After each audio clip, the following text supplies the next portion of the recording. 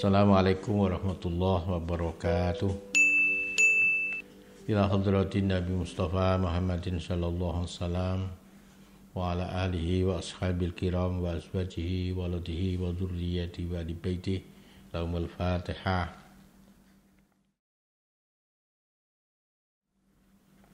Wa ila hadrati abina sayyidina Adam wa amina sayyidatina Hawa wa lisairil anbiya wal mursalin wasyuhada sholihin wal ulama ilhamilin wal iyal arifin wal malaikatil muqarrabin wal jamil muslimin wal muslimat wal mu'minin wal mu'minat al ahya'i minhum wal amwat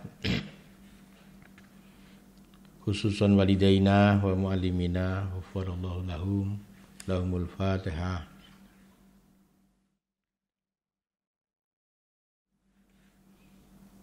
Khususan ila hadrati Abu Hamid Muhammad bin Muhammad Al-Ghazali At-Tusi radhiyallahu an. Al-Fatihah.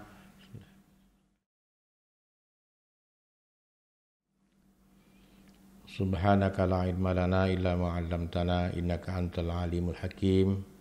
Bismillahirrahmanirrahim. Adabul isti'dadi lisairis shalawat. Adab tata krama mempersiapkan untuk seluruh sholat khususnya sholat yang harus kita lakukan setelah matahari tergelincir sampai terbenamnya matahari. Pada bab yang kemarin kita bahas, di ujung bab itu Al-Ghazali mengajarkan kepada kita untuk mempergunakan waktu sebaik-baiknya.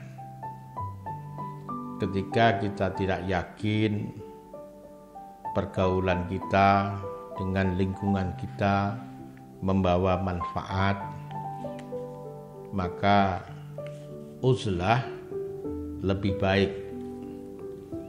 Uzlah itu mengambil jarak dengan pergaulan agar memberi kesempatan bagi kita menghidupkan instrumen-instrumen rohani. Ketika kita bergaul dengan banyak orang, kita akan melihat berbagai kejadian, kita akan memikirkan sesuatu, dan kita akan berbicara, memberikan komentar tentang berbagai realita yang kita temukan.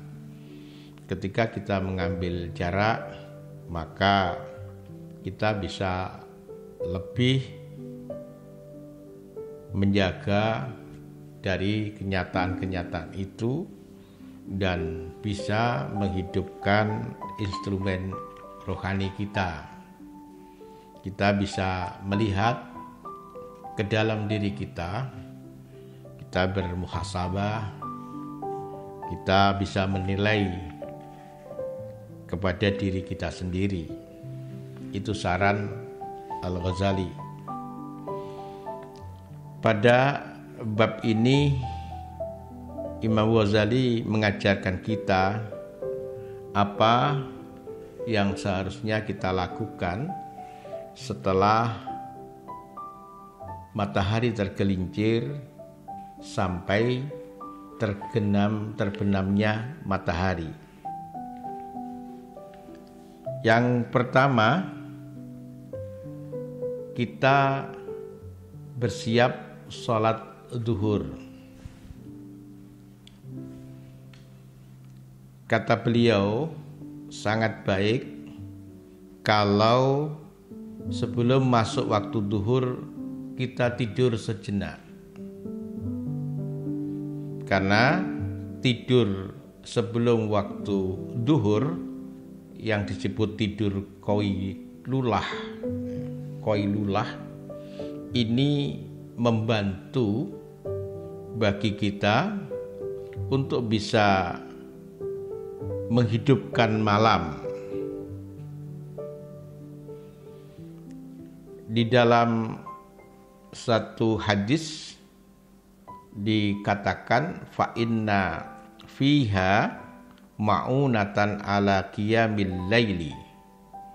Karena sesungguhnya di dalam tidur siang, tidur qailulah itu membantu untuk bisa bangun di malam hari untuk sholat malam. Kemudian berangkat ke masjid seperti yang kita sampaikan kemarin, dan masuk masjid seperti adab yang sudah kita bahas kemarin. Kemudian sholatlah 4 rakaat. Dawuhnya Rasulullah Sallallahu Alaihi Wasallam, waktu itu dibuka pintu langit dan aku senang, kata Rasul, untuk mengantarkan kepadaku amal solih.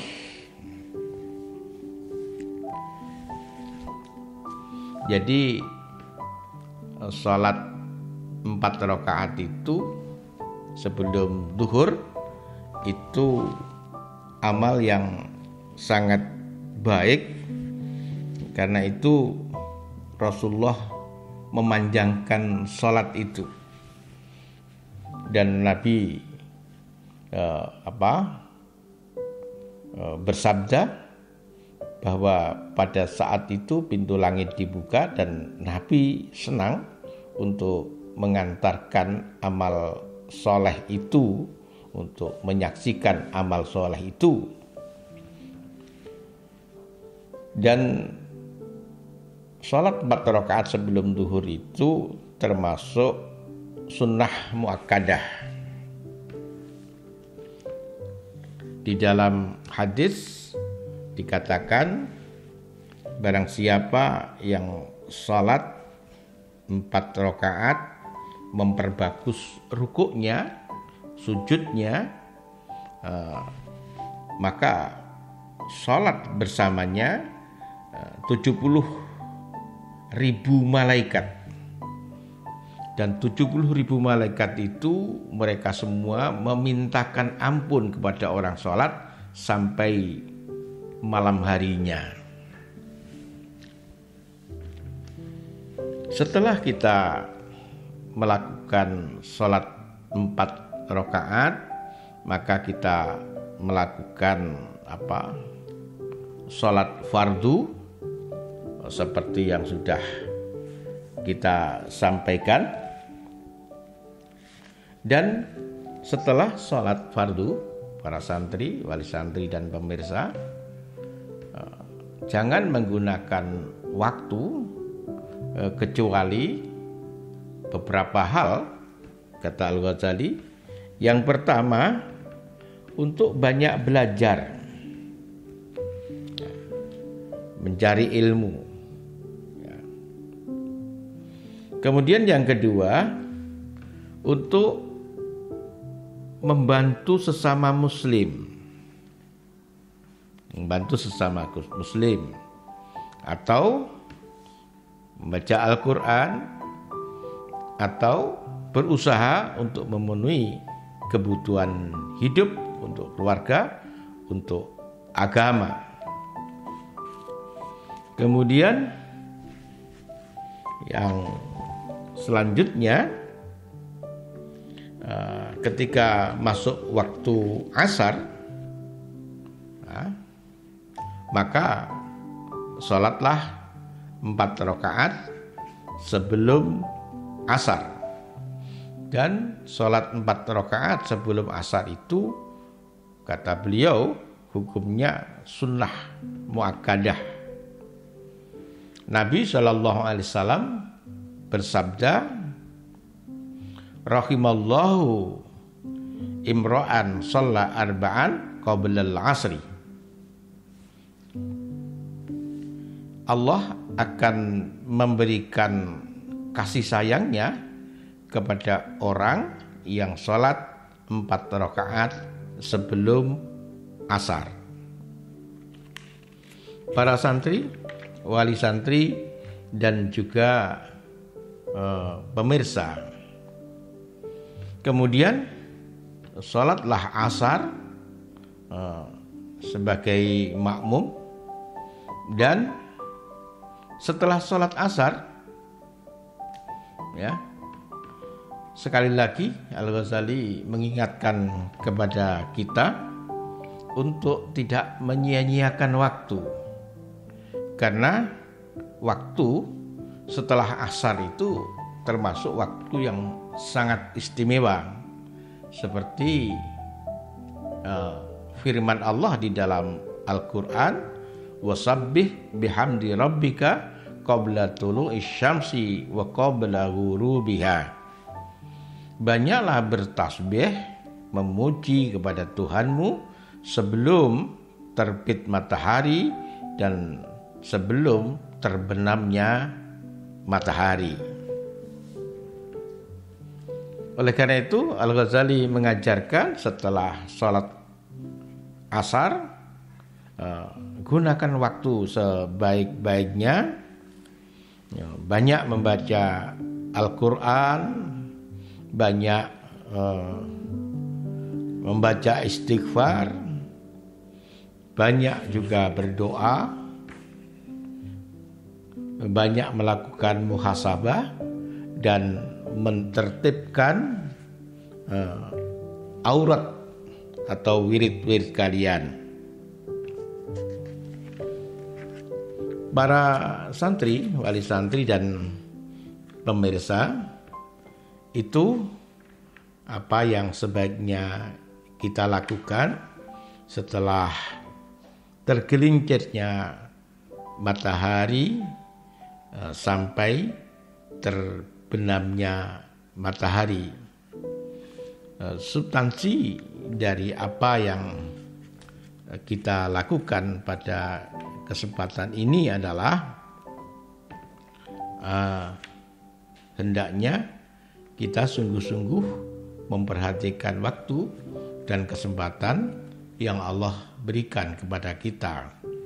Setiap waktu penting, setiap kesempatan penting, bahkan setiap nafas itu adalah mutiara yang sangat berharga.